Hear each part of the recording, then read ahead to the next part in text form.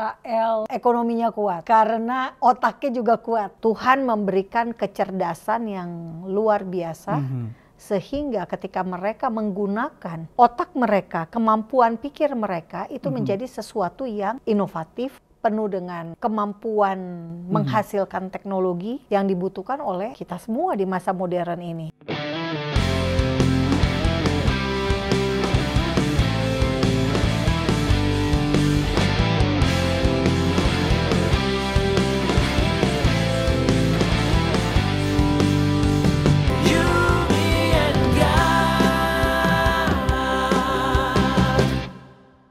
Shalom God Lovers, senang sekali saya Erwan Nenggolan kembali menyapa Anda semua dalam Diaspora TV Talk Show. Hari ini kita akan mengangkat sebuah tema yang menarik sekaligus penting. Israel, negara kecil dengan prestasi besar. Tahukah Anda, luas Israel hanya 22.000 km persegi. Bahkan lebih kecil bila dibanding dengan Provinsi Jawa Barat yang luasnya mencapai 35.000 km persegi. Jadi bisa dibilang Israel itu cuma setengahnya Jawa Barat. Tapi dari wilayah sekecil itu lahir prestasi yang mendunia. Banyak orang hanya mengenal Israel dari sisi konflik dan politik. Tetapi jarang sekali yang tahu bahwa negara kecil ini memiliki capaian yang luar biasa. Mulai dari ekonomi yang kuat, riset berkelas dunia, sampai kualitas hidup masyarakat yang masuk jajaran paling bahagia di dunia. Untuk membahas hal ini, sudah bersama kita Ibu Monique Rickers, mantan wartawan, hamba Tuhan, sekaligus pemilik channel YouTube Fakta Israel, yang selama ini banyak meneliti membagikan informasi akurat tentang Israel. Salam Ibu Monique. Shalom. Terima kasih sudah bersama kita di dalam Pak acara Erwan. Diaspora TV Talk Show. Sebelum kita mulai, mari kita berdoa terlebih dahulu. Terima kasih Tuhan, kami bersyukur kalau kami berada pada saat ini dalam program Diaspora TV Talk Show. Bapak, kami berdoa biarlah Tuhan berkati hamba-Mu Ibu Monique yang menjadi narasumber dan berkati juga hamba yang sebagai host, berkati semua tim Kru TV dan juga secara khusus berkati pemirsa Diaspora TV Talk Show yang menyimak acara ini agar menjadi berkat dan mendapatkan pencerahan. Terima kasih Bapak, kami serahkan acara ini ke dalam tangan Tuhan. Dalam nama Yesus Kristus kami berdoa dan mengucap syukur. Haleluya. Amin. God Lovers, jangan lupa like, komen, dan share tayangan ini supaya makin banyak orang yang mendapat wawasan baru tentang Israel. Bagi yang belum subscribe, silakan subscribe ya. Baik, mari kita mulai. Israel dikenal sebagai startup nation dengan jumlah perusahaan teknologi per kapita terbesar di dunia. Apa yang membuat Israel begitu kuat meski wilayahnya kecil dan penuh tantangan, Bu? Mengapa Israel ekonominya kuat? Betul. Jawaban sederhananya karena otaknya juga kuat. Sesederhana itu ya. Iya, maksudnya jadi gini. Kalau kita lihat dari IQ, IQ orang Israel tuh sebetulnya enggak top of the top gitu ya. Oh, gitu mereka tuh IQ yang paling tinggi justru negara-negara Asia Timur. Seperti Jepang, Cina, Korea Selatan, Cina. Itu lebih tinggi IQ-nya daripada Israel. Lalu apa yang membuat? Tapi kok bisa gitu ya? Kok bisa? Kan aneh. Betul. Juga pertanyaannya sumber daya alamnya mereka juga terbatas. Nggak ada, boleh dibilang kalau dibandingin sama Indonesia. Indonesia kan banyak banget. Betul. Baru-baru aja nih Israel punya yang namanya cadangan gas di Laut Mediterania. Juga ada cadangan minyak gitu ya. Tapi ya bisa dibilang itu baru-baru aja. Bukan kayak kita yang sudah dikenal sebagai negara yang kaya dengan sumber daya alam. Betul. Tapi kenapa bisa ekonominya maju? Ya karena memang sumber daya otaknya ya. Tuhan memberikan kecerdasan yang luar biasa sehingga ketika mereka menggunakan otak mereka, kemampuan pikir mereka itu menjadi sesuatu yang inovatif, penuh dengan kemampuan menghasilkan teknologi yang dibutuhkan oleh kita semua di masa modern ini. Nah, tantangannya justru membuat mereka jadi kreatif. I see. Gitu ya. Dan hambatan yang dihadapi oleh Israel adalah semua bangsa, banyak orang dunia yang membenci mereka. Itu hambatan yang terbesar. Apa sebabnya itu? Gitu ya. Iblis selalu membenci apa yang Tuhan kasihi. Itu udah jelas. Itu jelas. Makanya bagaimana mereka harus bisa untuk mengatasi hambatan ini. Betul. Hambatannya dibenci. Ya mereka berusaha untuk mereka berhasil, mereka sukses dengan caranya mereka sendiri, mandiri. Itulah cara mereka untuk adaptasikan diri dengan begitu banyak tantangan dan hambatan yang dunia kasih. Gitu. Puji Tuhannya sejauh ini mereka baik-baik saja gitu. Bisa mengatasi tantangan itu. Karena kita lihat Israel justru menjadi salah satu negara yang penuh dengan tadi dikatakan startup nation. Artinya banyak sekali perusahaan rintisan yang dimulai dari Israel. Nah, perusahaan-perusahaan rintisan ini hanya punya satu ide, satu gagasan atau satu produk. Namun kemudian dibeli oleh perusahaan besar yang memakai ide tersebut. Bahkan tuh secara nasional negara tersebut. Secara nasional negara tersebut. Saya pernah kita ke sebuah pabrik di daerah Samaria. Pabrik pembuat salah satu komponen di AC. Yang dijual ke Korea Selatan.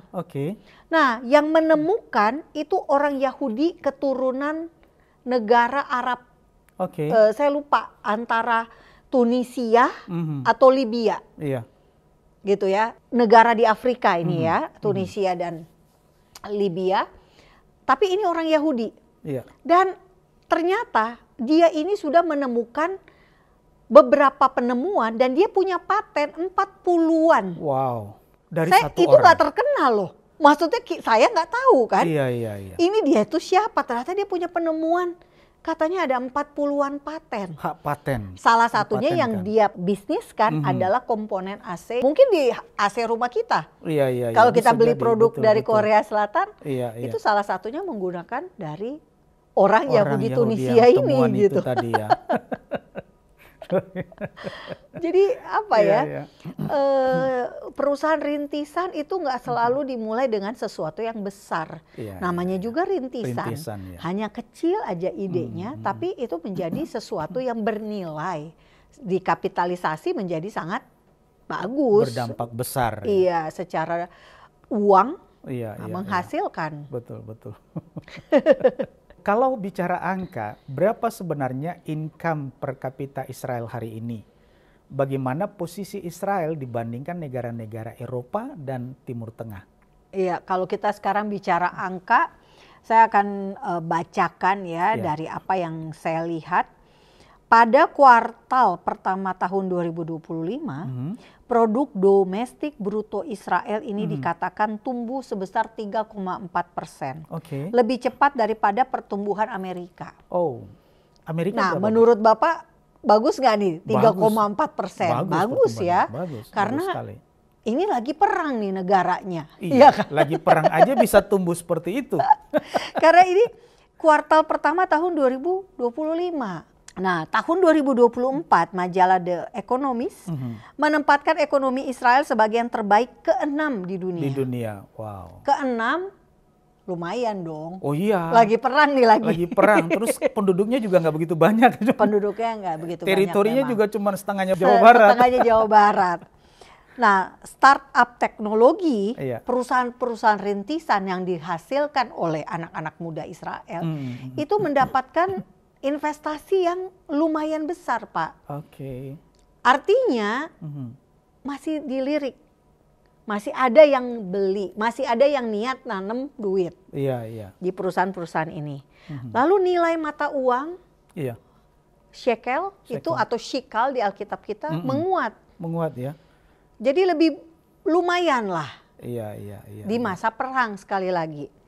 Kemudian Tel Aviv Stock Exchange, bursa, pasar bursa mereka juga bagus ya, stabil, cenderung menguat dalam kondisi perang. Iya. Jadi sebetulnya kalau mau dibilang Israel kuat secara ekonomi, kita bisa lihat memang ukurannya dari angka, betul. dari data. Betul. Lalu Bank Dunia juga mencatat pendapatan nasional bruto pada 2023 nih ya, iya. itu mencapai 650.000 dolar Amerika per kapita. Atau sekitar kalau kurs dolar 15.000 aja udah 819 juta. 820-an juta. Iya. Nah, jadi ini bisa dibilang kalau dibandingkan dengan pencapaian Israel ya, jika dibandingkan dengan Indonesia. Itu jumlahnya 11 kali lipat daripada kita di Indonesia. Dan Israel ini ditempatkan dengan nilai PDB-nya seperti itu, menempati peringkat ke-28 dari 195 negara di dunia. Wah. Ya, 30 besar lah. Jadi memang kalau mau dilihat kekuatan ekonomi Israel memang itu ekspor yang dominan. Itu dari teknologi. Nah, teknologi sekali lagi dihasilkannya dari otak. Iya, otak, inovasi itu. Karena semua produk yang dihasilkan adalah sesuatu yang baru. Inovasi. Yang belum ada di pasar dunia kan. Betul. Kita juga tahu Bu, bahwa dalam bidang pertanian, perkebunan, dan peternakan, Israel itu berhasil merubah padang gurun menjadi tanah subur gitu ya. Bisa dijelaskan inovasi apa saja yang lahir dari Israel? Misalnya irrigation atau rumah kaca sehingga teknologi pengolahan air. Iya, yang paling luar biasa kalau menurut saya adalah irigasi tetes. Maksudnya bagaimana tuh Bu? Karena ini benar-benar merevolusi cara berpikir kita dalam menggunakan air. Contoh sederhananya begini, kita Indonesia selalu ribut gara-gara mau bangun waduk atau bendungan. Kenapa? Karena butuh tempat yang besar untuk bangun waduk pasti gusur. Di masa saya kuliah ada namanya Kedung Ombo. Itu rame tuh gara-gara penduduk di situ menolak untuk digusur untuk bangun waduk. Ternyata kalau dilihat dari teknologi irigasi tetes Bapak Ibu semua, hasil panen lebih bagus kalau tidak direndam. Oh begitu. Gitu. Tapi diatur kapan air harus menetes untuk kebutuhan si tanaman. Jadi itu betul-betul diatur tetesan air sesuai dengan kebutuhan tanamannya dan kandungan unsur hara yang sudah ada di tanah. Karena gini, kalau akarnya busuk, maka dia tidak akan menghasilkan panen yang bagus. Logikanya gitu. Itu berarti untuk menentukan kecepatan tetes air itu beda-beda tergantung dengan konsultannya. Jadi kalau Bapak Ibu di Indonesia mau pakai teknologi Israel, Bapak Ibu juga harus meneliti kandungan unsur hara di tanah tersebut. Ini bagusnya cocoknya untuk apa? Dan pohon apa gitu ya. Jangan sampai tanah itu bagusnya buat tanam kentang, Bapak Ibu tanamnya jeruk. Beda unsur haranya beda. Dan cara penyemprotan juga pengaruh ternyata. Cara penyemprotan ada yang sembur dengan airnya muncrat banyak banget. Nggak bisa, hanya boleh tetes, drip sedikit demi sedikit. Nggak boleh langsung dituang. Dulu saya ingat waktu itu saya masih kecil, oma saya nanam di halaman rumah, kacang, tomat, kacang tanah ya, tomat, kangkung. Anak kecil ya tahunya kan nyirem, lo kadang-kadang satu ember begitu disiram ke satu tanaman. Kadang-kadang keran itu langsung. Padahal nggak bisa kayak gitu. Ada aturannya, bahkan ada juga modelnya. Saya pernah datang ke situ ke kibuts yang punya irigasi tetes yang bagus banget. Jadi mulut selangnya itu beda-beda Pak. Ada yang muncrat, ada yang satu arah, ada yang tersebar kayak hujan, ada yang muter. Jadi beda-beda. Kan saya bingung, kok untuk beli selang aja kayaknya harus ke Israel. ternyata memang ada pengaruhnya. Karena semakin banyak air ya malah bisa bikin si akar itu malah nggak tumbuh, malah busuk. Dan waktu penyiraman, waktu penyiramannya jam berapa? Kita taunya pagi, kalau saya ya dulu ya sama oma saya, siram pagi gitu ya, siram bunga, siram tanaman pagi, sore jam 4 siram lagi. Ternyata belum tentu kayak gitu, jangan-jangan dia minumnya jam 12 siang. Makanya kalau waktu itu saya ke Israel di kibbutz itu diatur secara komputerisasi, jam tertentu dia akan ada minum. Akan disiram. Jadi betul-betul sesuai dengan kebutuhan si tanaman. Waktu itu tanamannya yang lagi ditanam terong. Terongnya Pak sebesar paha. Wow. Gendut banget soalnya. Saya lihat padahal tanahnya tuh ya ampun kering banget. Saya pegang kan lebih subur tanah di kita lah di Indonesia. Tapi ya bisa seperti itu gitu loh. Jadi memang luar biasa. Nah itu menurut saya sangat penting buat kita ketahui ya, karena kita masyarakatnya pertanian. Iya, negara Indonesia kan dikenal sayang sebagai banget agraris gitu loh. Gitu ya. Iya, kita udah tanahnya subur, cuma treatmentnya salah. Makanya hasilnya juga nggak maksimal. Nah kemudian juga Israel tuh punya produk ya, kalau rumah kaca ya udah biasa lah, udah umum ya. Yang menurut saya menarik adalah pasca panen. Biasanya kita gagal di pasca panen, panennya udah bagus, lalu cara bungkusnya ngaco, sehingga hasil panen lembab, berjamur, kena virus, kan itu menurunkan mutu kualitas, dong, kualitasnya jadi jelek, harganya jadi turun. Nah Israel itu bikin semacam kayak pembungkus kedap hama, kedap udara juga, jadi dia awetnya lama. Nah ini penting di Indonesia karena apa? Kita kan pulau. Betul. Mau ekspor ke luar negeri. Baru mungkin dari Sumatera nyampe di itu udah busuk duluan sayurnya. Gak bisa diekspor jadinya. Padahal kalau Israel dia menciptakan kayak semacam kepompong. Nah itu untuk melindungi dari hama dan suhunya dijaga dan udaranya yang ada di dalam kepompongnya itu sesuai dengan kondisi terbaik dari hasil panen tersebut. Nah itu membuat untung.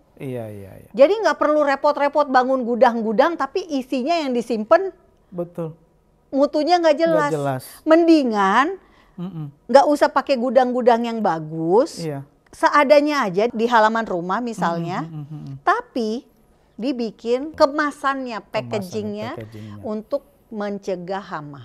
Mencegah pembusukan lebih dulu gitu ya. Sehingga jadi kualitasnya tetap terjaga. Nah ini penting untuk kayak gabah, hasil biji-bijian, buah-buahan, sayur mayur dan sebagainya. Itu menarik. Lalu juga yang saya tertarik waktu itu adalah lebah. Mereka lebah diternakin bukan untuk madu, tapi supaya memang daerah itu jadi subur karena lebahnya beterbangan gitu loh di daerah tersebut. Atau di rumah kaca itu dengan sengaja gitu ya. Lebah itu dibiarkan ada di situ. Untuk penyerbukan. Makanya kan Israel kan susu dan madu. Madu itu dari pohon yang diserbuki oleh si lebah kan. Nah semakin banyak pohon buah-buahan semakin banyak juga madu. Muter jadinya kan. Hasil madunya dapat, lebahnya juga menyerbuki pohon-pohon ini. Yang buah-buahan juga bagus-bagus. Kalau nggak ada lebah ya hasilnya juga jadinya sedikit. Makanya waktu pernah dulu ke tahun 2013 ke Israel, terus berhenti di pinggir jalan ngelihat pohon jeruk itu lebih banyak buahnya daripada daunnya. Ini pohon buah jeruk kok lebih banyak. Iya, memang menarik banget. Saya juga pikir kok bisa ya pakai pupuk apa gitu kan. Memang ada pupuk, tapi diusahakan pupuk itu adalah pupuk yang alami. Bukan kimikal. Jangan merusak unsur hara juga. Selain sektor sipil, Israel juga dikenal dengan inovasi pertahanan. Seperti sistem Iron Dome dan kini Iron Beam yang berbasis laser. Bagaimana teknologi ini memperkuat posisi Israel di dunia? Gara-gara Israel punya sistem pertahanan yang bagus, yang kuat ya, seperti Iron Dome. Banyak negara yang pingin punya Iron Dome. Iron Dome. Negara Eropa pertama yang akan memiliki Iron Dome itu Romania. Tahun ini kemungkinan akan punya Iron Dome. Kenapa? Karena dia takut diserang sama Rusia. Ukraina aja bisa diserang. Apalagi Romania. Gitu kan. Dan kalau tidak salah Romania itu belum masuk NATO. Sehingga dia tidak ada yang ngelindungin. Jadi dia harus melindungi dirinya sendiri. Nah, Iron Dome itu sistemnya adalah bagaimana sebuah alat pencegat rudal bisa mencegat rudal yang ditembakkan musuh mengenai sasaran. Jadi dicegat, alat pencegat. Nah, semua teknologi pertahanan itu jauh lebih mahal daripada teknologi untuk menyerang. Contoh, satu Iron Dome itu nilainya 80.000 US dollar. Jadi bayangin Bapak Ibu semua, harganya mahal banget. Karena untuk melindungi, kalau menyerang, ngerudal itu lebih murah. Makanya kayak Hamas, Hezbollah, Houthi itu banyak punya rudal, banyak punya roket. Rudal itu jarak jangkaunya 2000 kilometer. Roket itu jarak menengah 1000-an kilometer. Kalau drone di bawah 1000. Ada juga sih yang 1000, tapi rata-rata di bawah. 1000. Siapa penemu teknologi Iron Dome ini, Bu? Ada, namanya Dr. Danny Gould. Dia anak keturunan dari penyintas Holocaust survivor. Dia dulu belajar kalau tidak salah teknologi listrik, electrical engineering, sama mesin. Sampai sekarang dia masih ada. Dan lagi berusaha mencari yang baru lagi. Terobosan-terobosan yang baru. Itu sebabnya dari Iron Dome sekarang Iron Beam gitu. Ada Iron Beam. Iron Beam ini kelebihannya karena laser dia jadi lebih murah. Jadi memang menguntungkan. Dan memang menariknya adalah Israel belajar dari apa yang ada di Alkitab. Contohnya Raja Usia. Itu adalah raja yang memperkuat militer di masanya. Makanya senapannya Israel namanya Uzi. Diambil dari kata Raja Uzi yang memperkuat militernya itu. Dan penemu senjata Uzi namanya Usia. Kayak cocokologi ya. Tapi itu dia, orang Israel itu makanya kalau bikin nama tuh hati-hati banget. Karena ada arti sebuah nama. Ada arti dan ada visi yang ditaruh di dalam nama si anak itu. Terus David Sling, itu kan belajar dari pengumbannya Daud. Slingnya Daud itu kepada bagaimana caranya si Daud menjatuhkan Goliat dengan hanya dengan modal batu. Nah sekarang bagaimana caranya mereka dengan si David Sling ini dia bisa mencegat rudalnya musuh. Jadi memang mereka belajar dari apa yang ada di Alkitab. Penemu Wi-Fi misalnya itu juga datang dari Hedy Lamarr, seorang aktris perempuan yang sangat cantik tapi pinter banget.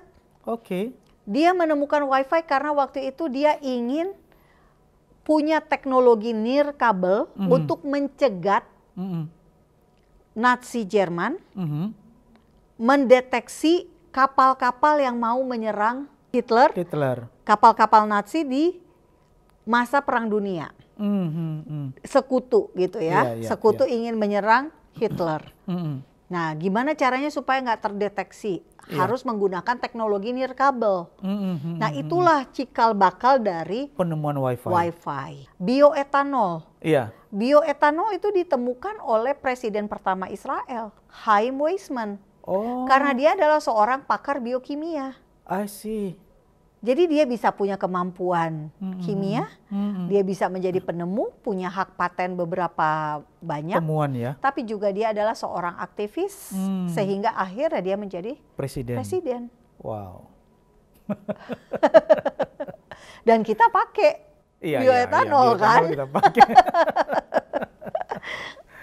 banyak negara yang mendapatkan impact positif manfaat terhadap temuan-temuan atau ciptaan-ciptaan dari Israel ini. Israel punya tradisi yang disebut kibbutz ya, yang unik. Komunitas agraris dengan pola hidup bersama gitu.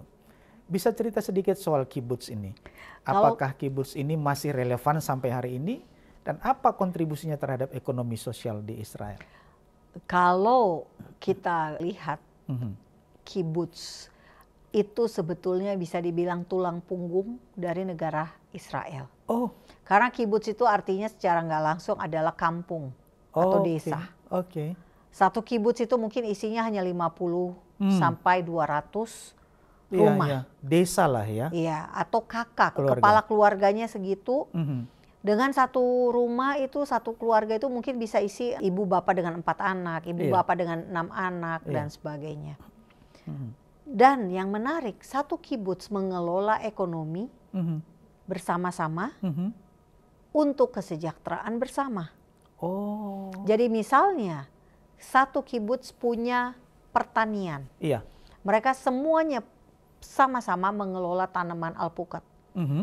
Mereka kemudian punya tanaman lain, tanaman jeruk misalnya. Punya peternakan sapi. Iya. Punya percetakan. Iya, dalam satu kibbutz dalam ini. Satu kibbutz. Oke. Tapi semuanya dikelola bersama. Oke. Makanya kaya bareng-bareng, miskin bareng-bareng. Jadi nggak ada yang tertinggal ya, nggak karena ada yang sama-sama mengelola. Dan itu sangat relevan. Tadi pertanyaannya, apakah masih relevan? Sangat relevan. Itulah konsep yang diadopsi sebetulnya oleh jemaat mula-mula kan, atau jemaat mula-mula. Implementasi modernnya adalah kibbutz. Karena semuanya bersama, mendidik anak bareng-bareng, makan bareng-bareng. Jadi kibbutz itu ada ruang makan bersama, kayak food court. Iya. Yang masak beberapa ibu-ibu bareng-bareng. Untuk makan pagi, siang, sama malam. Biasanya sih 2 kali. Iya. Dengan begitu ikatan hubungan sosial antara satu kibbutz itu sangat dekat ya. Dan yang menariknya lagi, sebetulnya kibbutz, konsep kibbutz itu bisa diterapkan di Indonesia. Iya. Coba contohnya, misal nih di satu tempat, kabupaten. Ada 5 gereja deh di sebuah wilayah. Kenapa nggak bersatu mengelola ekonomi bersama, makmur bersama-sama? Iya, perlu terobosan baru nih. Iya, karena memang itulah ya. Yang bagus dari konsep kibbutz ini adalah mereka ada di Israel ketika Israel itu bukan apa-apa. Tanahnya kering, belum ada ekonomi sama sekali karena masih di masa Ottoman. Mereka masih merasa ini ada penguasa yang bukan orang kita. Jadi mereka harus mempertahankan bagaimana mereka bisa hidup secara mandiri. Makanya tanah dikelola bersama-sama. Hasil tanah digunakan untuk kehidupan. Ya kan? Itulah. Dan sekarang masih terus berjalan. Kibbutz ini masih ada. Jadi orang seluruh Israel atau ada orang bagian seluruh Israel rata-rata yang tidak lagi tinggal, kalau kota misalnya di Yerusalem tentu bukan kibbutz lagi. Betul. Rumah-rumah biasa, perumahan. Tel Aviv perumahan. Kota Ranana misalnya perumahan. Tapi yang lain semuanya tinggalnya masih dalam pola kibbutz. Tinggal bersama di dalam sebuah kibbutz. Di perbatasan Israel dengan Gaza itu banyak sekali kibbutz. Dan umumnya kibbutz pertanian dan peternakan. Jadi indah sekali karena pertanian betul. Pohon buah-buahan, kebun bunga. Karena Israel juga mengekspor bunga ke Eropa. Yang saya senang dari pola orang Yahudi ini yang sistemnya komunal, sehingga mereka itu satu, rasa solidaritasnya tinggi, rasa kekeluargaannya itu jelas sudah juga sangat tinggi, dan akhirnya membuat juga orang itu tidak materialistis ya kan? Karena apa? Semuanya milik bersama, seperti jemaat mula-mula, yang satu peduli dengan kebutuhan yang lain, karena semuanya penting gitu loh, semua orang setara. Nah, kita bisa nggak kayak gitu orang Kristen katanya kasih, betul. Mengasihi. Kelihatannya orang Kristen perlu belajar nih. kepada model orang itu. Yahudi itu bagus banget. Benar. Dan saya melihat sendiri bagaimana ketika saya ke kibbutz ya, makan siang bareng-bareng. Gitu ya. Karena yang masak udah ibu-ibu yang memang bertugas untuk itu gitu loh. Nah, kita makan milih ada daging, ada ayam, ada ikan, terserah kita mau makan apa. Dan itu gratis. Ibu-ibu yang baru melahirkan, ibu-ibunya dibiarkan beristirahat. Ada orang yang nanti ngurus bayi. Sama-sama bayi-bayi dikumpulin gitu. Ada yang rawat, ada yang ngurus gitu ya. Anak-anak PAUD diajarin. Jadi mereka polanya tuh pola benar-benar kehidupan yang menurut saya bagaimana bisa semandiri mungkin, tapi sesukses mungkin. Ini bukan ngajakin menderita bareng-bareng, enggak, justru ngajakin gimana caranya sejahtera bareng-bareng. Bu, menurut World Happiness Report 2025, Israel menempati peringkat ke-8 tuh, negara paling bahagia di dunia. Bahkan nomor 1 dalam hal koneksi sosial. Apa faktor utama yang membuat warga Israel begitu bahagia padahal hidup di tengah tekanan dan konflik? Jawabannya adalah mindset. Kalau menurut saya itu jawaban yang utamanya. Pola pikir. Pola pikir mereka adalah mereka tuh sangat menghargai kehidupan. Mereka sangat mencintai hidup itu sendiri. Sehingga dengan mindset ini orang cenderung akan bahagia. Karena apa? Pikirannya kan positif. Karena mencintai kehidupan. Kalau kita mencintai kehidupan, otomatis kita juga menikmati kehidupan. Bener nggak? Iya. Nggak akan ada ketemu orang yang nelangsa misalnya. Atau negatif terhadap kehidupan ini. Mereka umumnya enjoy, menikmati hidup, merayakan kehidupan. Jadi aneh ya sebetulnya, karena kondisinya perang, kondisinya mereka dibenci, nggak disukai sama banyak orang. Tapi buat mereka yang benci saya kan nggak kenal saya. Jadi ya udah masa bodoh. Mindset yang mindsetnya dia adalah saya hari ini ada di sini ketemu kamu, I'm happy with you. Jadi saya juga seneng juga ya orang ini gitu loh. Dia kan ngelihat saya, kamu kan dari Indonesia, dia tahu kok Indonesia suka menghujat Israel. Tapi I don't care. Saya ada di sini sama kamu dan I'm enjoying my time gitu loh. Jadi saya juga jadi menghargai, mengapresiasi hidup saya jadinya. Karena melihat mereka begitu antusias terhadap hidup, positif terhadap hidup. Mereka peduli terhadap keluarga, sangat peduli terhadap keluarga. Karena apa? Seakan-akan hari esok nggak ada, hari ini untuk keluarga. Karena pola pikir mereka sudah dibangun memang orientasinya ke keluarga, ke kehidupan. Nah, jadi kenapa Israel bisa menjadi negara paling bahagia? Selain memang fungsi dari pemerintah berjalan. Dalam arti dari sisi ekonomi. Gaji mereka lumayan ya, penghasilan lumayan. Meskipun biaya hidup di sana tinggi. Tapi ada benefit yang diberikan oleh pemerintah. Asuransi kesehatan diberikan kepada seluruh warga Israel. Sampai warga Palestina yang tinggal di Yerusalem, meskipun bukan warga Israel, mereka juga bisa akses kesehatan gratis. Saya pernah ngomong dengan supir taksi orang Arab. Dia bukan warga negara Israel, tapi tinggal di Yerusalem dengan kartu residennya. Dia bilang dia bisa akses gratis fasilitas kesehatan. Pendidikan juga mereka bisa bersekolah di mana saja mereka mau, dan kebebasan berekspresi ini penting juga loh. Kalau kita nggak punya negara yang menjamin kebebasan berekspresi, orang jadi stres semua. Kreativitinya juga jadi terbatas. Karena takut kan. Nah, di Israel demo anti pemerintah boleh sebatas dalam mereka demo untuk sesuatu yang memang benar, yang baik. Dibolehkan, sah-sah saja. Bahkan mengkritik pemerintah itu hal yang lumrah. Asal ada dasarnya konstruktif. Makanya sekarang ini Benjamin Netanyahu kan dikasusin. Kenapa dikasusin? Karena dia menerima gratifikasi. Buat Israel itu hal yang besar.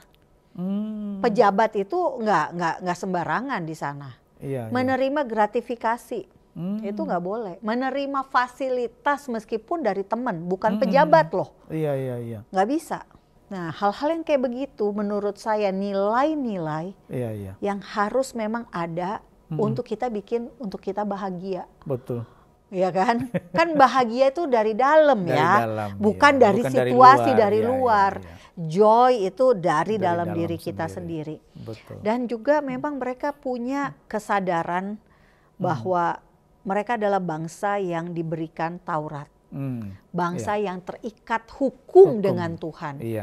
Aturan dengan Tuhan. Jadi bagaimana mereka merefleksikan kehidupan takut akan Tuhan itu betul-betul nyata di dalam dunia. Makanya mereka di Israel juga nggak ada kan hukuman mati. Iya, nggak ada ya. Betul. Karena apa? Meskipun terorisnya banyak banget, itu di penjara doang Bapak Ibu.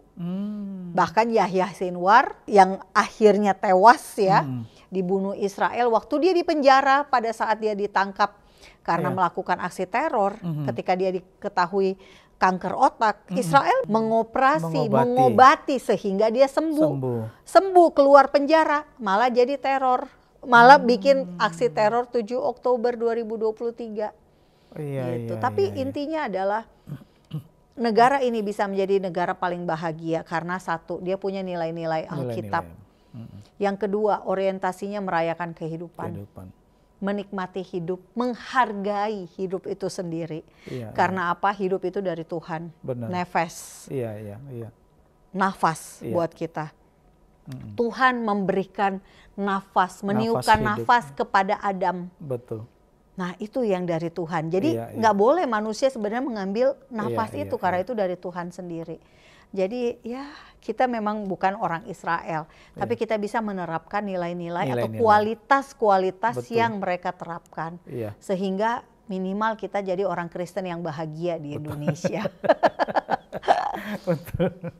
Bu, salah satu faktor kebahagiaan Israel adalah dukungan sosial dan hubungan keluarga yang kuat. Bagaimana solidaritas masyarakat ini tercermin dalam kehidupan sehari-hari, Bu? Mungkin saya bisa cerita tentang pengalaman saya waktu jadi relawan di kibuts. Oh, oke. Waktu itu saya hanya sama suami saya Maret 2024 jadi relawan petik buah. Hanya 2 hari doang. 2 hari. Terus yang saya kagumi orang-orang yang petik buah bareng saya. Itu adalah veteran perang Yom Kippur. Oh. Bayangin, lansia semua. Iya. Usia berapa saat itu mereka? Pada Yom Kippur aja mungkin mereka udah usianya 20-25 tahun. Pada saat perang Yom Kippur tahun 1973. Iya, 50 ditambah 20 udah 70 tahun. Usianya mungkin udah 70-an, 80-an. Tapi mereka yang saya kagumi adalah dari seluruh penjuru Israel mereka datang ke kibuts di perbatasan Gaza yang jaraknya 2-3 jam dari masing-masing rumah komunitas veteran ini. Tiap hari kecuali Jumat sama Sabtu. Bu, yang menarik nih, mereka usia yang veteran itu usia 70-80 tahun gitu ya. Apa fisik mereka kuat? Kuat. Saya yang ngos-ngosan. Karena ya petik buah nggak capek sih. Iya. Pegel gitu ya. Karena kan kalau lemon ngambil agak susah karena ada durinya. Kalau alpukat agak gampang gitu ya. Cuma tetap aja agak pegel karena alpukatnya itu sampai di dalam tanah, Pak. Jadi kita harus bungkuk-bungkuk, jongkok gitu kan pegel ya. Beberapa orang Indonesia kan udah usia 70-80 jalan aja udah susah. Enggak, ini mereka masih bisa. Energik banget lagi. Ya. Jadi kadang-kadang saya juga melihat orang-orang ini nggak kenal sama orang-orang di kibuts. Tapi karena mereka tahu buah sudah siap panen, sudah harus dipetik, mereka datang. Memberikan diri tanpa dibayar. Oh. Nggak ada yang bayar. Jadi keluar ongkos bensin. Wow. Bahkan saya karena nebeng, saya bilang boleh nggak saya ganti ongkos bensin? Oh nggak usah, nggak perlu. Baik banget. Mereka berusaha untuk menunjukkan kasih kepada orang yang menurut saya yang mereka nggak kenal. Emang orang Israel juga, tapi sama sekali mereka nggak kenal. Ya. Tapi itulah yang terjadi. Ketika 7 Oktober terjadi 2023, satu negara itu langsung orang yang bisa kasih donor darah, antri donor darah, yang bisa ngepak makanan, ngepak baju, karena orang-orang itu rumahnya dibakar dan sebagainya. Betul. Ngumpulin donasi dalam bentuk pakaian layak pakai, makanan, kemasan dan sebagainya. Semua tanpa ada yang gerakin, langsung otomatis melakukan hal tersebut. Jadi kebersamaan dalam ketahanan itulah yang membuat mereka berbeda. I see. Iya. Sebenarnya konsep gotong royong kan kayak gitu ya. Iya, tapi saya justru melihat aplikasinya, implementasinya itu ada di negara Israel. Di negara Israel ya. Iya. Filosofi gotong royong Indonesia boleh, iya, tapi benar. Pelaksanaannya sih kelihatan masih minim ya. Saya nggak ngelihat lagi gitu loh, itu ada di negara kita. Iya. Ya, faktor lain adalah kebebasan hidup, inovasi teknologi, dan sistem kesehatan yang baik. Apakah ini membuat Israel konsisten bertahan di 10 besar negara paling bahagia menurut Ibu? Kalau kita lihat di Alkitab, gaya hidup orang Yahudi itu memang berbeda. Kenapa? Karena mereka menerapkan yang namanya Sabat. 1 hari penuh mereka betul-betul harus beristirahat. Tidak bekerja, termasuk bekerja di rumah. Jangan bilang kita lagi off nih, lagi weekend, tapi di rumah kita bersihin rumah, nyuci baju, nyetrika. Yang ada kita nggak liburan, nggak rehat, nggak rest. Nah, mereka betul-betul mereka tidak boleh melakukan pekerjaan. Jadi kalau Sabat gitu, apa yang mereka lakukan? Jadi Jumat petang sampai Sabtu petang itu adalah Sabat. Kenapa Jumat petang? Karena Tuhan menciptakan langit bumi. Jadilah petang, jadilah pagi. Petang dulu. Nah, Jumat petang mereka, jadi jam 2 hari Jumat toko-toko sudah tutup. Lalu lintas umumnya sudah tidak ada lagi. Jam 4 udah benar-benar lebih sepi. Jam 6 mereka makan malam sekeluarga. Makanannya sudah disiapkan sebelumnya.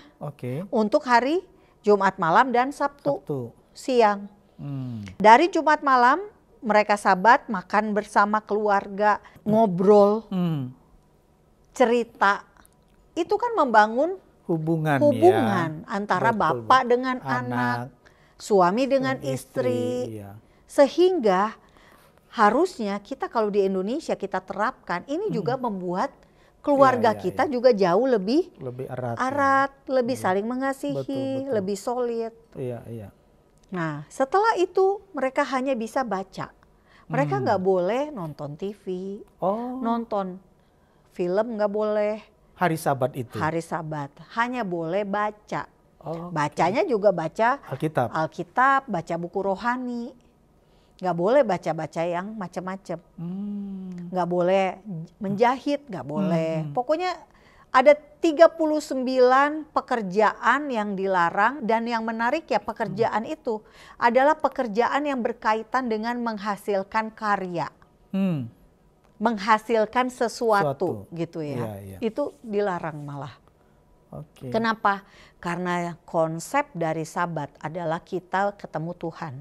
Kita menyediakan 1 hari secara khusus untuk datang kepada Tuhan. Ketika kita menyediakan waktu 1 hari baca Alkitab, kita merenungkan firman Tuhan, Tuhan bisa kasih ide dan kreativitasan kepada kita tanpa kita cari. Itulah mengapa Israel, orang Yahudi menjadi orang-orang inovator. Idenya dapat dari mana? Dari sorga. Inspirasi Tuhan kasih ketika Sabat itu. Tuhan kasih. Mereka baca kreativitasan itu dari Tuhan. Karena dialah yang pencipta langit, bumi, dan isinya.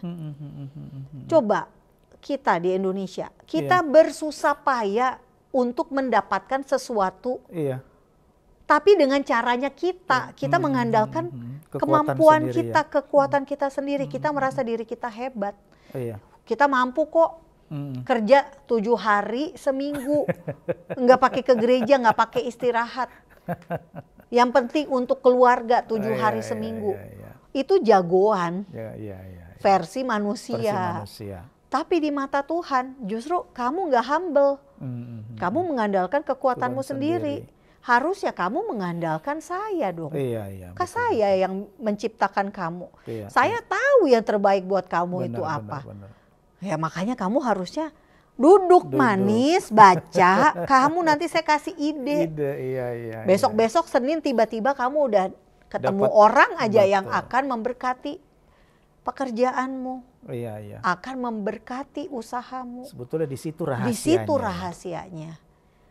Jadi menghargai Tuhan itu dimulai dari sebetulnya enak banget. Iya. Istirahat.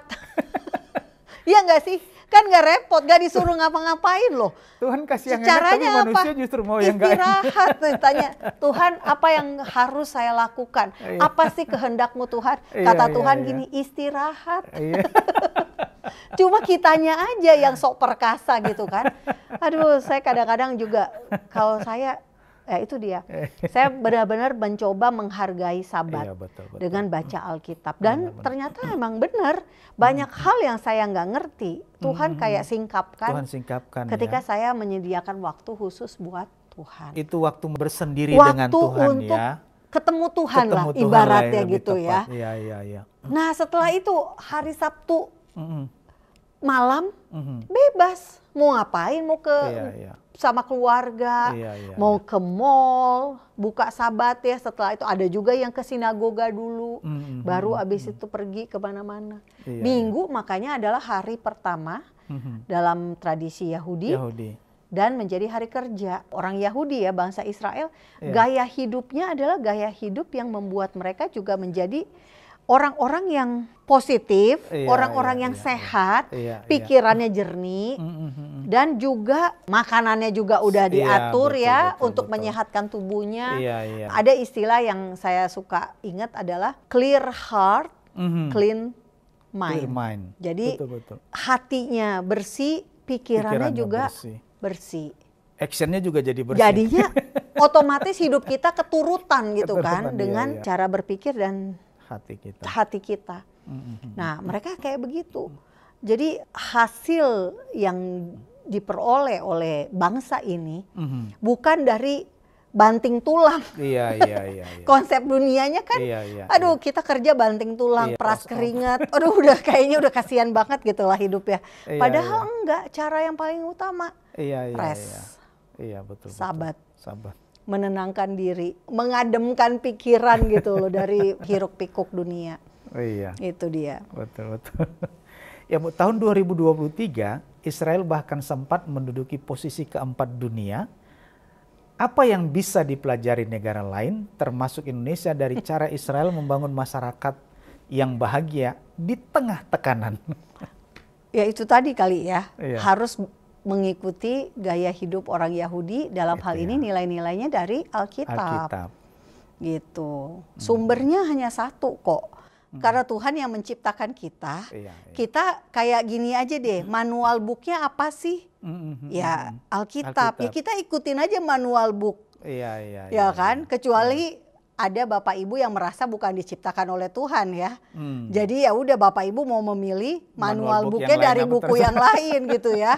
Buku karangan A, karangan B, ya itu terserah. Tapi apakah itu membawa kepada kehidupan, sukacita, damai sejahtera? Ya kan yang kita inginkan hanya hidup penuh sukacita, penuh damai sejahtera, dan itu hanya ada di dalam apa yang diajarkan dalam Alkitab kita. Udah paling gampang deh. Daripada ikut, saya agak kagum ya dengan orang Indonesia kegigihan dalam mengikuti banyak sekali seminar motivator. Itu sering banget saya dapetin tuh. Undangan acara apa-apa. Saya mikir, untuk memotivasi diri kita harus bayar orang. Dengan ini mohon maaf loh ya kalau ada yang motivator yang nonton, dengan bayarnya banyak banget gitu kan. Ya susah-susah amat, download aja Alkitab, baca terus. Tuhan ambil alih hidup saya. Itu sebetulnya itu yang kan balikin ke pencipta gitu, yang mereparasi kita. Itu aja kan. Betul. Daripada bayar motivator 1 juta, 1,5 juta, duduk 3 jam dengerin ya kan. Sebentar juga hilang, masuk kiri ke kanan terus hilang Iya, maksudnya kita nggak bisa menerapkan sesuatu yang bukan dari Tuhan. Karena Tuhan yang menciptakan kita, jadi Dia tahu yang terbaik buat kita tuh apa. Betul. Kembali gitu lagi ke di situ. manual book tadi. Iya, manual booknya apa gitu loh. Israel dikenal dengan universitas-universitas yang top gitu ya. Seperti Hebrew University, Technion University, dan juga Weizmann Institute. Apa yang membuat kampus-kampus Israel jadi destinasi studi dan riset global? Karena riset dan developmentnya Israel memang bagus ya. Penelitian itu lahir dari universitas.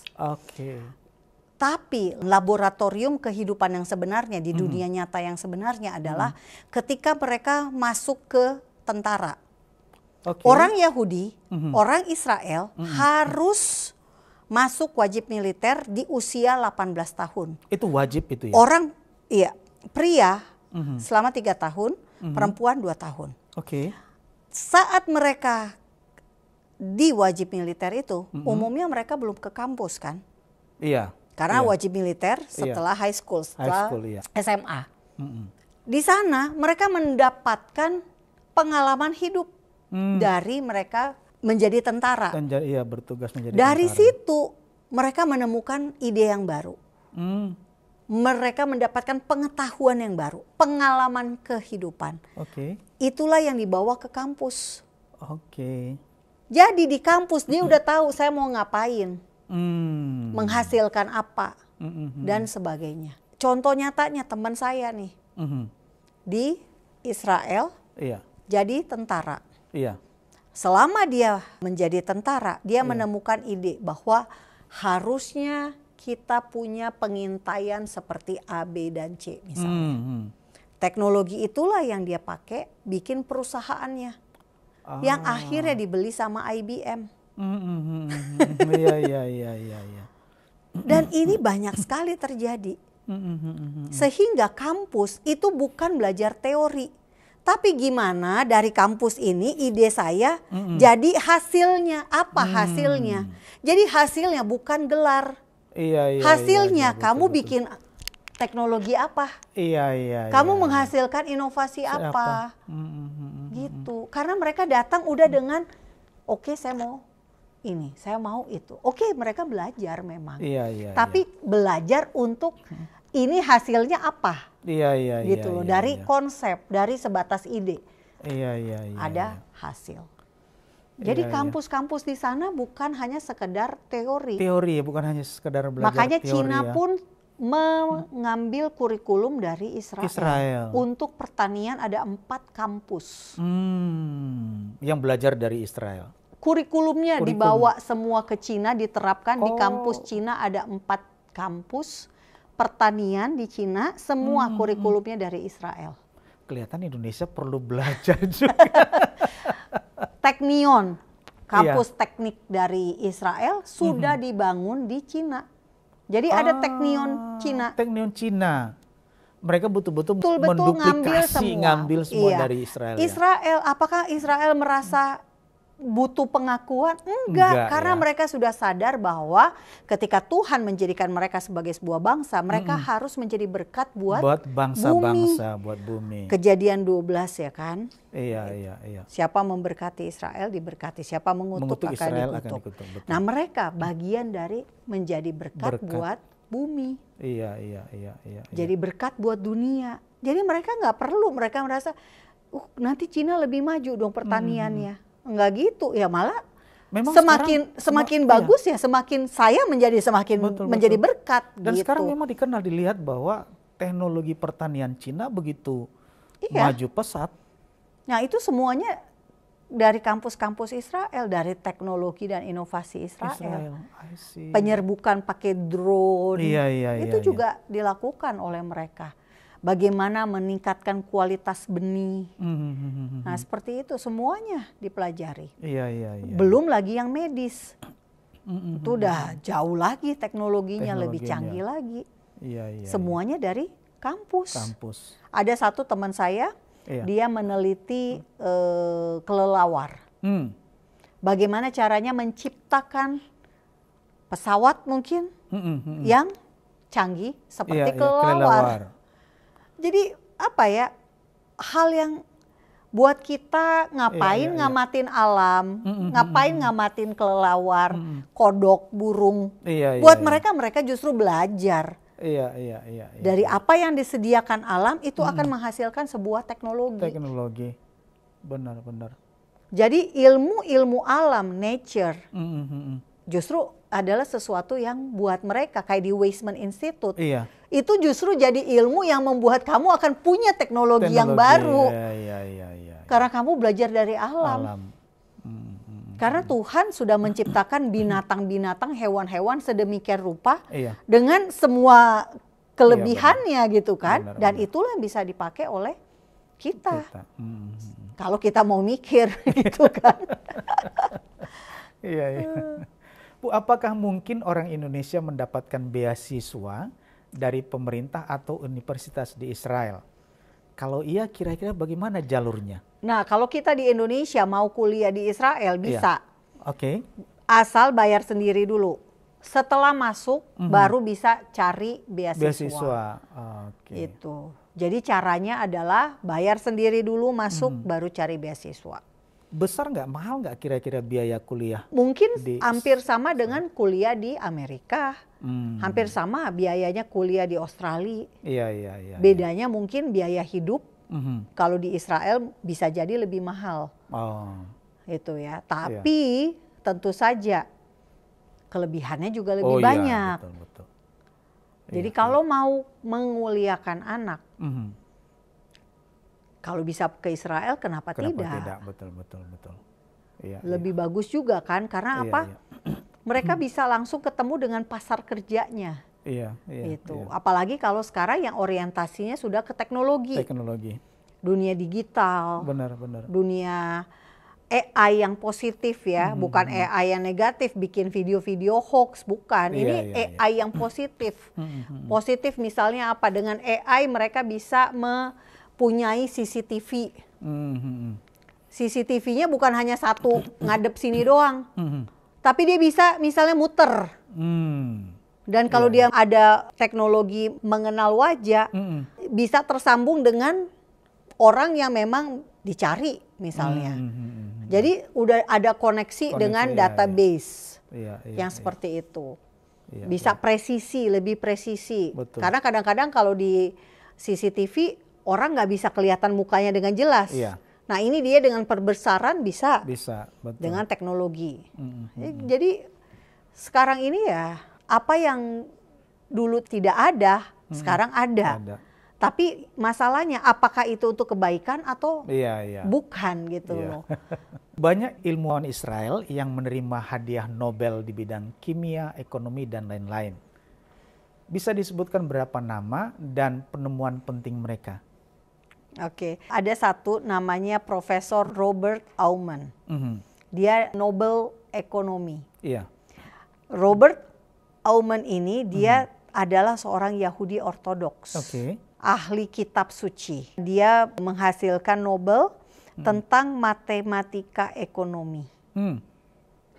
Nah, yang menarik dari dia adalah dia punya cucu banyak banget. Oh ya? Jadi dia orientasinya keluarga. Itu dia. Ini unik banget. Foto yang biasanya kalau saya memberikan edukasi tentang cara mendidik anak supaya pintar seperti orang Yahudi, fotonya si Robert Aumann dengan anak-anaknya ini yang saya kasih lihat. Karena memang unik gitu ya.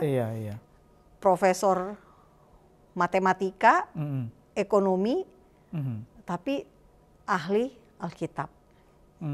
Dan dia juga menulis kayak Bible code. Jadi kode-kode Alkitab. Gitu. Nggak tahu ini saking pinternya kali ya. Karena kan dia matematika ekonomi. Dia tuh kayak merumuskan mungkin gini. Dalam satu kalimat ayat, kita bisa dengan pola tertentu kita mendapatkan satu nama misalnya. Jadi ada pola yang sama yang digunakan oleh Tuhan. Contoh, kitab Esther. Kitab Esther itu nggak ada kata Tuhan. Tapi kata YHWH itu tersebar di sejumlah ayat. Misalnya pasal sekian ayat 1, 2, 3, 4. Itu kata pertamanya selalu huruf Y, terus yang ayat kedua H, ayat ketiga V, ayat keempat H lagi. Jadi ada pola ya, di dalam Alkitab kita. Dan hanya Tuhan yang bisa bikin kayak gitu. Karena kan ini tulisan. Tulisan, iya. Bu, sering muncul pertanyaan, kenapa orang Yahudi dikenal pintar-pintar?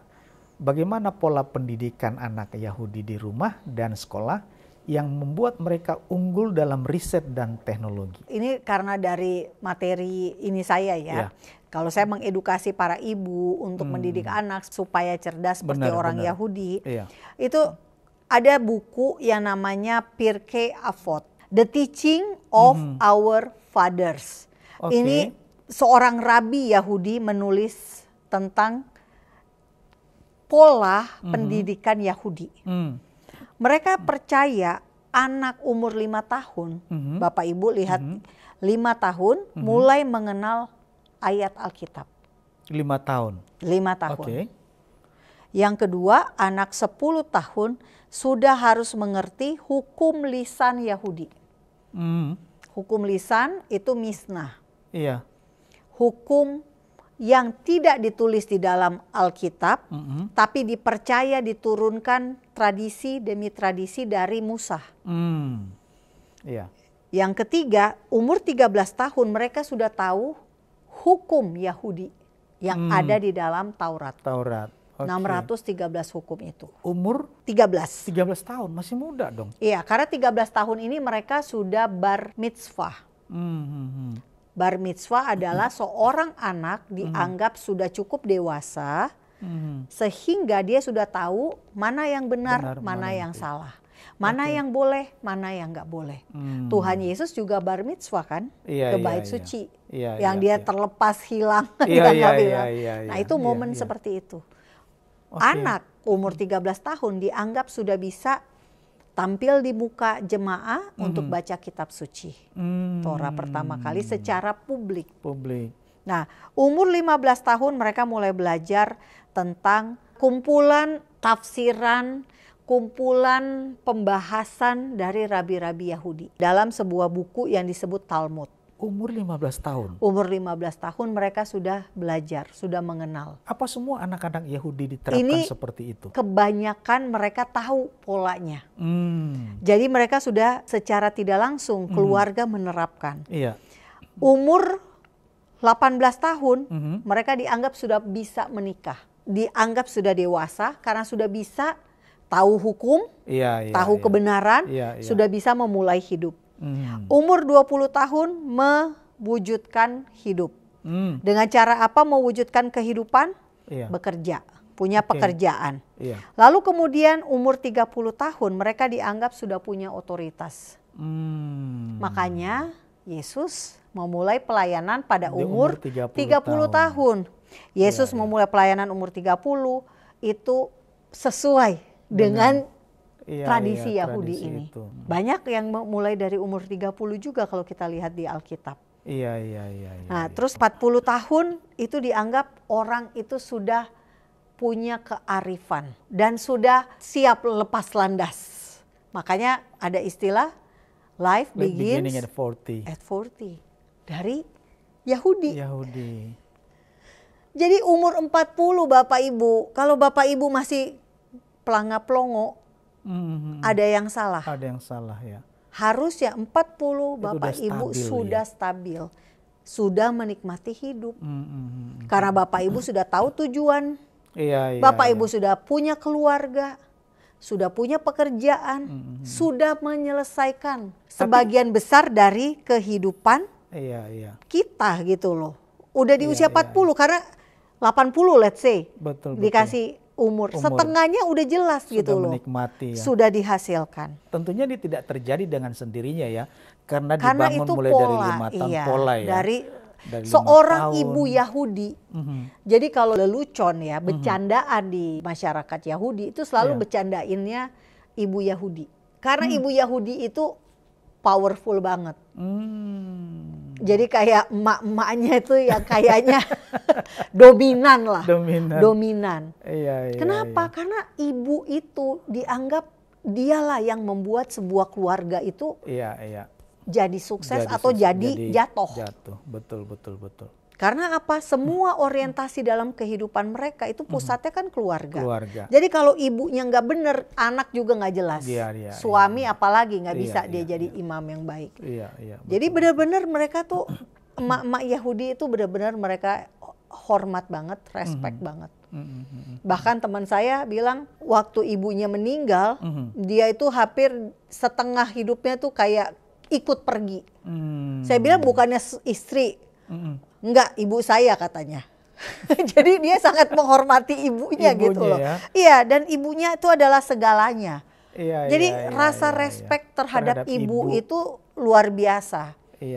Karena apa? Dia tahu bahwa dia hari ini seperti itu karena ibunya. Peran ibu dalam ibunya tuh benar-benar karakter dan lain sebagainya. Dibilang ibu itu adalah pendiri rumah. Istilahnya akaret habayit. Jadi luar biasa. Akaret habayit. Bu, apa rahasia budaya membaca, diskusi dan problem solving yang ditanamkan sejak dini di Israel? Nah, yang unik, orang Yahudi itu punya tradisi yang namanya Hafrutah. Apa itu Hafrutah? Hafrutah itu adalah tanya jawab 1 lawan 1, one on one. Tidak ada benar dan salah, tidak ada yang lebih pintar atau lebih bodoh. Ini adalah cara untuk mereka bisa bertanya jawab, untuk mereka bisa mencari kamu pikirannya seperti apa, saya pikirannya seperti ini. Apa yang bagus, kesimpulannya apa? Bisa jadi nggak ada kesimpulan, malah melahirkan dari 2 orang 3 gagasan pendapat. Yang baru, Iya. Itulah namanya Hafrutah. Ini dilakukan pada saat? Ini dilakukan bisa antara ibu dengan anak, guru dengan anak murid, atau rabi dengan anak muridnya. Namanya Hafrutah. Dan ini sudah umum dikenal. Seperti Tuhan Yesus bertanya jawab dengan Nikodemus. Kamu harus dilahirkan kembali. Hafrutah. Nah, metode Hafrutah ini itulah yang membuat seseorang itu juga jadi cerdas. Kenapa bisa? Karena dia terlatih untuk menyampaikan pendapatnya. Dia terlatih untuk berpikir. Makanya berpikir dulu sebelum ngomong. Kalau kita kan ngomong dulu baru mikir. Dan terlatih juga untuk menghargai pendapat orang lain. Jadi Hafrutah itu sebetulnya kayak adu argumentasi. Tapi ini hasilnya ada. Gitu loh. Bukan adu argumentasi habis itu kita musuhan. Enggak. Ini tujuannya adalah apa sih yang terbaik menurut kamu? Oke, pendapat dari Kejadian 1 ayat 1 menurut Anda seperti apa? Dia punya pendapat A, saya punya pendapat B. Tapi bisa jadi kesimpulannya C. Dan di masyarakat Yahudi, di sekolah-sekolah mereka, Hafrutah itu adalah sebuah kebiasaan. Akan ada waktu untuk saling tanya jawab. Itu bagusnya. Dan menurut saya Hafrutah ini jarang diterapkan oleh kita di Indonesia. Kenapa bisa? Karena memang kita nggak kayak gitu kulturnya. Malah kadang-kadang orang tua, ibu-ibu, anak nanya malah udah kamu jangan nanya-nanya dong berisik, mama capek. Anak malah dimarahin. Betul. Enggak, jangan justru anak nanya dijawab. Dia nanya lagi, kita jawab lagi. Betul. Jangan disuruh diem. Ada beberapa tradisi daerah ya. Jangankan bertanya, dilihat orang tuanya aja udah takut dulu. Itu malah jadi menghambat creativity daripada seseorang ya. Dan menurut saya Hafrutah itu juga membuat kita mengenal diri kita sebetulnya. Kenapa? Karena ya kita tahu bahwa kita punya kapasitas sekian. Teman saya kok jawabannya benar semua ya. Betul. Ya. Jadi kita tahu kan, saya harus meningkatkan kualitas saya. Seperti itu. Kehidupan sehari-hari di Israel tidak hanya diwarnai oleh orang Yahudi, tapi juga penduduk Arab Israel. Bagaimana sebenarnya hubungan sosial, ekonomi, dan pendidikan antar warga negara Yahudi dan Arab di Israel? Saya punya pengalaman waktu itu teman saya orang Indonesia menikah dengan orang Spanyol, tinggal di Israel. Nah, teman saya ini dia cari sekolah buat anaknya. Sebenarnya maunya sekolah yang mix, Arab dan Israel, sekolah bareng, dua bahasa. Ternyata antri, sekolah favorit malah. Jadi di sana di Tel Aviv, di Jaffa, Tel Aviv, yang jadi sekolah favorit justru yang dua bahasa, dua kultur, dua ras, Yahudi dan Arab. Yang sekolah homogen, Yahudi semua, Arab semua, ya itu nggak favorit gitu. Jadi unik juga ya, saya tahu. Jadi karena antri untuk masuk ke situ, akhirnya dia daftar di sekolah internasional. Itu karena dia nggak mau anaknya masuk ke salah satu aja. Gitu. Jadi saya baru tahu juga, ada ya ternyata. Bagusnya di situ sih. Jadi masyarakat diberikan pilihan mau membesarkan anak dengan cara seperti apa. Kalau dia maunya bisa dua-duanya, bahasa Ibrani dan bahasa Arab, maka sekolah-sekolah favorit umumnya adalah yang dua latar belakang itu. Yang sekolah-sekolah Yahudi cenderung memang jadinya sekolah agama kan. Seperti itu. I see. Bu, pada tanggal 28 Mei 2005, Presiden Prabowo Subianto menyatakan bahwa Indonesia membuka peluang menjalin hubungan diplomatik dengan Israel apabila mereka mengakui kemerdekaan Palestina. Menurut Ibu Monik, jika hal itu benar-benar terwujud, apa manfaat yang bisa didapatkan Indonesia, baik dari sisi ekonomi, geopolitik maupun hubungan antar masyarakat, people to people relationship? Yang pertama tentu saja Israel terkenal dengan teknologi pertanian, peternakan. Nah itu bisa diadopsi oleh kita di Indonesia. Indonesia masih terkenal dengan negara agraris. Iya, betul. Dan kita juga dengan negara maritim. Iya.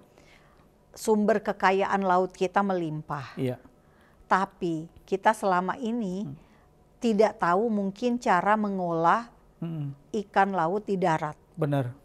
Sementara Israel bisa punya teknologi seperti proses itu. Israel menghasilkan susu terbanyak di dunia. Indonesia mau kasih program susu gratis waktu itu. Apa salahnya pakai teknologi Israel? Benar. Jadi kalau dari sisi manfaat, kita akan punya banyak sekali manfaat. Alih teknologi. Itu udah pasti. Sangat dibutuhkan. Masalahnya adalah kita ini di Indonesia selalu menganggap Israel itu musuh, sementara Israel tidak menganggap kita sebagai musuh. Iya, betul. Nah, kalau pola pikirnya kita diubah, saya percaya Indonesia bisa jadi Indonesia emas. Betul, betul. Dan yang jelas Israel bisa people to people. Kita dari sisi kita sebagai orang Kristen akan semakin memudahkan kita untuk ke Israel untuk mendalami agama kita. Kan kebutuhan kita untuk ke Israel terpenuhi dengan mudah kalau ada hubungan diplomatik. Visa mungkin juga jadi lebih mudah diurus. Perjalanan jadi lebih murah. Iya kan? Sekarang yang menikmati adalah negara-negara yang punya hubungan dengan Israel. Indonesia masih belum secara resmi, tapi memang di belakang layar sudah ada. Ya itu pun puji Tuhan. Ya, dari perspektif iman Kristen, kita percaya bahwa Allah memberkati bangsa Israel ya dengan hikmat dan kreativitas. Bagaimana kita sebagai orang percaya melihat keberhasilan Israel dari dalam terang Alkitab? Saya melihatnya dari ini ya, Bapak Ibu semua, ada 4 hal. Pertama, kita harus dipenuhi Roh Kudus. Rujukannya dari mana? Keluaran 31 ayat 3 sampai 6. Ini adalah ketika membuat perkakas bait suci. Itu dapat dari Roh Kudus. Kita lihat ayatnya, dan telah kupenuhi dia dengan Roh Allah, dengan keahlian dan pengertian dan pengetahuan dalam segala macam pekerjaan, untuk membuat berbagai rancangan supaya dikerjakan dari emas, perak, dan tembaga, untuk mengasah batu permata supaya ditata, untuk mengukir kayu, dan untuk bekerja dalam segala macam pekerjaan. Juga aku telah menetapkan di sampingnya Aholiab bin Ahisama dari suku Dan. Dalam hati setiap orang ahli telah kuberikan keahlian. Haruslah mereka membuat segala apa yang telah kuperintahkan kepadamu. Sama nggak sama orang Kristen? Sama. Roh Allah sama dengan Roh Kudus sama. Betul. Jadi Tuhan yang memberikan hikmat pengetahuan dari Roh Kudus. Ini untuk mengukir kayu, mengasah batu permata. Makanya Israel adalah pengasah batu berlian terbaik di dunia. Karena berlian yang Bapak Ibu pakai itu semuanya teknologi dari Israel. Karena ada ayat ini juga. Lalu yang kedua, minta hikmat dari Tuhan. Karena apa? Tuhan memberikan hikmat ketika Salomo meminta. Bisa baca di 1 Raja-Raja 10 ayat 24. Seluruh bumi berikhtiar menghadap Salomo untuk menyaksikan hikmat yang telah ditaruh Allah di dalam hatinya. Kita lihat lagi Yakobus 1 ayat 5. Tetapi apabila di antara kamu ada yang kekurangan hikmat, hendaklah ia memintakannya kepada Allah, yang memberikan kepada semua orang dengan murah hati dan dengan tidak membangkit-bangkit, maka hal itu akan diberikan kepadanya. Yang ketiga, kenapa berbeda? Karena apa? Ada komitmen. Dikasih Roh Kudus, dikasih hikmat tanpa komitmen, nggak akan ada hasilnya juga. Daniel 1 ayat 10. Tetapi berkatalah pemimpin pegawai istana itu kepada Daniel, aku takut kalau tuanku raja yang telah menetapkan makanan dan minumanmu berpendapat bahwa kamu kelihatan kurang sehat daripada orang-orang muda yang lain yang sebaya dengan kamu, sehingga karena kamu aku dianggap bersalah oleh raja. Daniel 1 ayat 20. Komitmen sangat penting karena apa? Dalam tiap-tiap hal yang memerlukan kebijaksanaan dan pengertian yang ditanyakan raja kepada mereka, didapatinya bahwa mereka 10 kali lebih cerdas daripada semua orang berilmu dan semua ahli jampi di seluruh kerajaannya. Tuhan menganugerahkan kecerdasan 10 kali lebih cerdas daripada orang dunia. Ketika apa? Daniel minta untuk tidak makan makanan sembarangan. Tidak makan makanan yang dimakan oleh Babel. Karena dia orang Yahudi. Inilah komitmen. Ketika kita berkomitmen hidup benar, Tuhan kasih perbedaan. Ketika kita berkomitmen melakukan apa yang Tuhan suruh, Tuhan apa susahnya ngasih kecerdasan. Lebih pandai daripada semua orang dunia, 10 kali bahkan. Dan di Daniel 1 ayat 17 Tuhan beri pengetahuan kepada Daniel. Berbagai tulisan bisa diartikan. Nah yang terakhir tentu saja hidup berkenan kepada Tuhan. Ayatnya di mana? Di Pengkhotbah 2 ayat 26. Karena kepada orang yang dikenannya ia mengaruniakan hikmat, pengetahuan dan kesukaan. Tetapi orang berdosa ditugaskannya untuk menghimpun dan menimbun sesuatu yang kemudian harus diberikannya kepada orang yang dikenan Allah. Ini pun kesia-siaan dan usaha menjaring angin. Ayatnya bagus banget kan?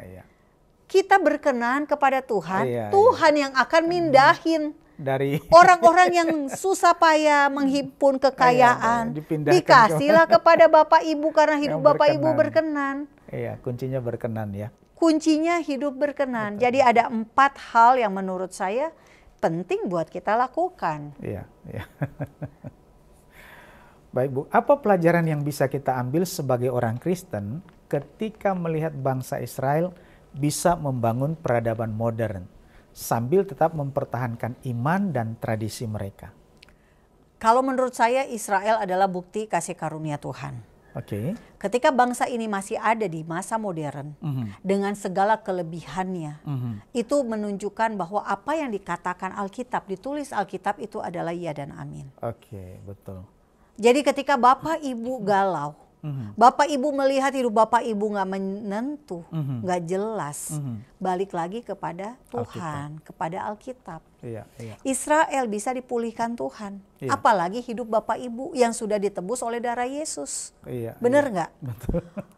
Iya kan? Yang kita lihat sekarang apa yang ada di Israel itu bukti kasih karunia Tuhan. Bangsa ini kita baca di Alkitab isinya diomelin Tuhan mulu, makanya diperangi, dibuang ke Babel. Tapi apa? Sampai hari ini Tuhan memulihkan. Tuhan tetap setia karena Tuhan tidak bisa melanggar janjinya. Tuhan tidak bisa tidak setia. Manusia bisa nggak setia. Tapi Tuhan tidak bisa, dia setia. Makanya kita bersyukur punya Tuhan yang luar biasa. Amin. Israel ada karena Tuhannya hebat. Betul. Ini hanya alat yang dipakai Tuhan untuk menunjukkan otoritas dan kekuasaannya. Sama kayak Bapak, Ibu, dan saya juga sebagai alat yang Tuhan pakai. Kita tuh nggak ada artinya kalau bukan karena Tuhan. Sama Israel juga begitu. Dia bisa jadi bangsa paling bahagia, paling hebat, negara penuh dengan ekonomi superpower. Dia punya Nobel Israel, negara merdeka tahun 1948. Penghasil Nobel dari Israel sudah 13 orang. Kita merdeka tahun 45, 3 tahun lebih tua nih. Nobelnya berapa? Masih belum ada, Bapak Ibu. Jadi kita tahulah yang ada di balik Israel itu Tuhan yang luar biasa.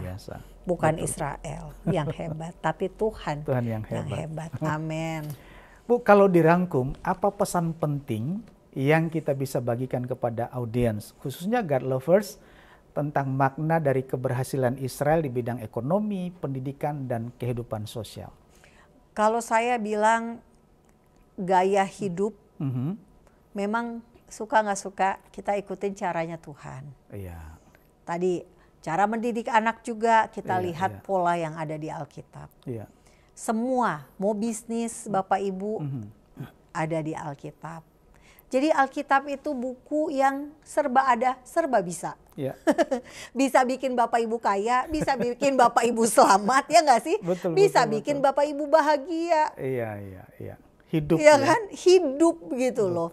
Ya asal kita punya komitmen sama seperti si Daniel nih, tokoh yang di Alkitab ini. Kalau kita nggak punya komitmen, kita nggak percaya, ya udah itu jadinya ya benda mati juga. Cuma tulisan-tulisan aja.